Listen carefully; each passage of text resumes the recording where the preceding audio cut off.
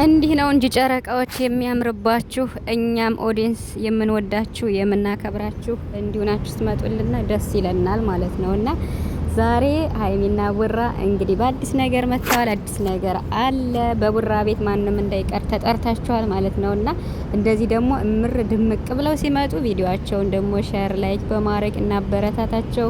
ሀይሚዬም ጉዞ ወደ 200,000 ልትገባ ትንሽ ቀርቷታል ማለት ነው። የቀራት ትንሽ ነው እውነት ለመናገርና ስለዚህ ያው ሁሌም ቡራ እንደሚለው 200,000 አስገቧትና ሰርፕራይዟን ትቀበል ማለት ነው። ይሄው ዛሬም ሰርፕራይዝ አድርጓታል ቡራ ማለት ነው። እና እንግዲህ ቀይ አበባ ተሰጥታለች ማለት ነው። ለስንተኛ ጊዜ ነው? ዋው! ቀይ አበባ ትርጉሙ ታውቁታላችሁ እንግዲህ አፍቃሪዎች እንግዲህ በሀይሚ ቦታ ሆናችሁ እዩት፣ በቡራ ቦታም ሆናችሁ እዩት። እውነቴን ነው የምላችሁና ብቻ ዛሬ ደስ የሚል ቀን ነው። እንኳን መጣችሁልን። ዛሬ ራሱ በምን ይመጣሉ እያልኩ እኔ እያሰብኩኝ ነበረ። የትናንቱም እንግዲህ አይታችኋል። ቡራ ትንሽ ጨልሏል። ትንሽም ሳይሆን ጨልለዋለች በጣም ማለት ነው። አሰቃይተዋለች ሀይሚ ማለት ነውና እንደዚህ ስለመጡ ግን ደስ ብሎኛል። ከዚህ በኋላ የምር አሪፍ ቪዲዮዎችን እንደዚህ እንዲሰሩ ደስ ይላኛል። ምክንያቱም በቃ አለ አይደል በሁለታቸው ክፍተት ሲፈጠር ከባድ ነው የሚፈጠረው ግጭት እያያችሁ ነውና በተለይ ሰሞኑን ቡራ ሰርግ በወንድሙ ሰርግ እየቀወጠው ነበረ። ሶሻል ሚዲያውን ተቆጣጥሮት ነበረ። ሀይሚዬንም አይተናታል ስትጨፍር በጣም ነው ደስ የምትልና እኔ ራሱ ቆርጬ ቲክቶክ ላይ ለቀቄው። በስማ እንዴት ነው ሰው ግን ማለት የሰው መውደድ ያላችሁ የምሬን ነው የምላችሁና በጣም ብዙ ሰው ነው ምን ልበላችሁ በቃ እንግዲህ እነሱን በሚሊዮን የሚቆጠር ሰው ነው የሚወዳቸውና ሀይሚ ደግሞ በጣም ትችላለች፣ ጎበዝ ናት። የምሬን ነው የምላችሁ። ቡራ በቃ ሚዲያውን ተቆጣጥሮታል ማለት ነው በጭፈራ። እኔ ለመጀመሪያ ጊዜ ሳየው ነው በጣም ጎበዝ ነው ከሚባለው በላይ።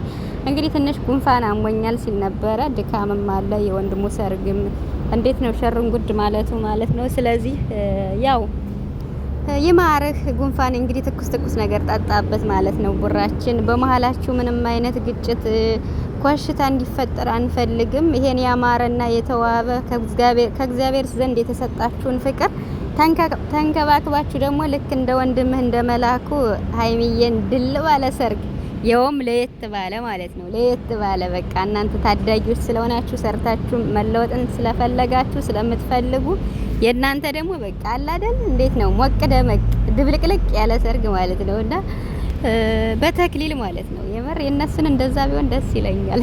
ምኞቴ ነው። ምኞት አይከለከልም አይደል? ሊሆን ይችላል ምን ይታወቃልና ብቻ ዛሬ የምሬን ደስ ብሎኛል። ይኸው ትናንትናም እንግዲህ ፕራንክ ነው ሀይሚ ያደረገችው ሌላ ምንም የለውም።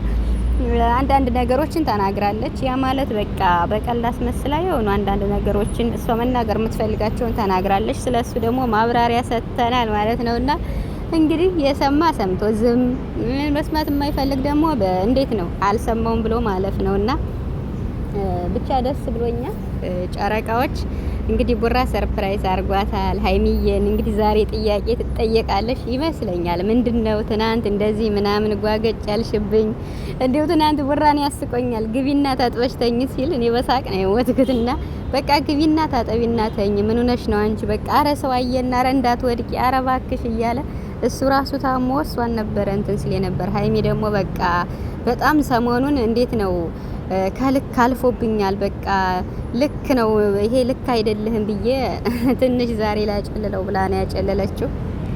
ብቻ ግን መስራት እንዳለባቸው ሆነ እውነት ለመናገር ሰውን ቤተሰብን በማያስጨንቅ መልኩ ምን አይነት ስራ እንደሚሰሩ ቢከብድም ቢሰሩ ደስ ይለኛል ማለት በቃ ከሌላ ሰዎች ጋርም ሲሰሩ በቃ ከፍቅር ውጭ ማለት ነው። በተለይ የሀይሚና የቡራን ፍቅር የሚፈትን ስራ ባይሰሩ ደስ ይለኛል።